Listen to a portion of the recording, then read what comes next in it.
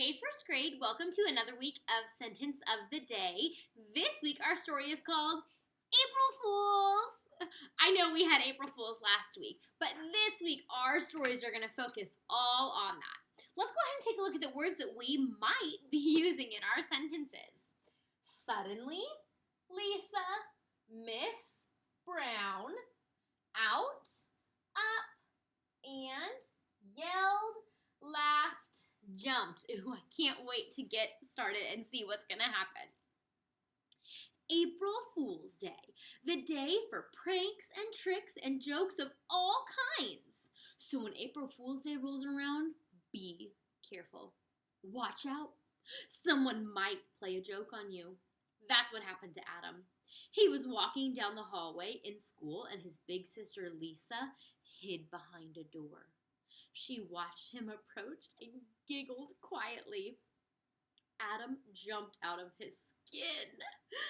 She thought, what will happen next?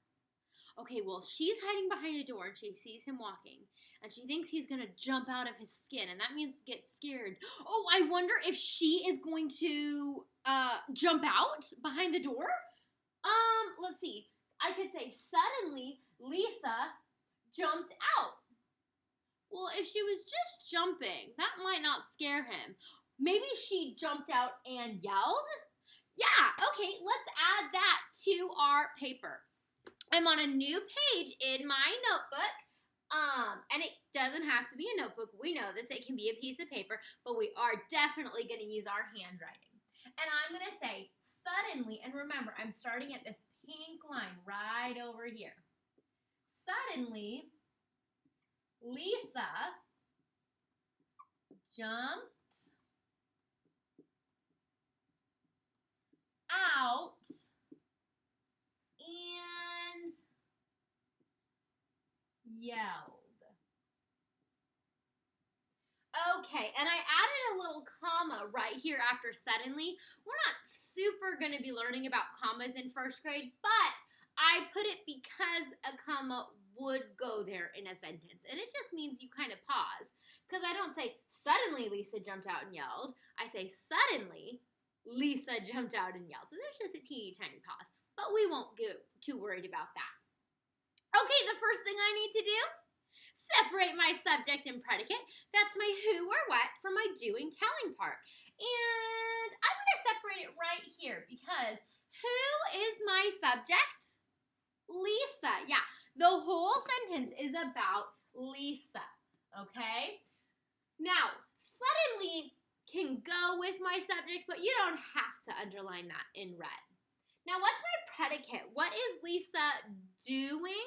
Well, she jumped out and yelled. So I'm going to underline that, in green. Because that is the doing part of the sentence. It's what's happening. Now, there's two more really important parts that I need in a sentence. Capital at the beginning and punctuation at the end. And, yep, that is a capital S. That is good news. And I have punctuation at the end. I use a period. Now, Lisa is not the beginning of my sentence, but it is a capital letter. Why? Because it's her name. Yes. Every time you have a name, it needs to be capitalized, no matter where it is in the sentence, okay? All right, if you need to pause the video now so you can finish copying down this sentence, go right ahead. When you're done, you can add a picture of Lisa jumping out and scaring her brother.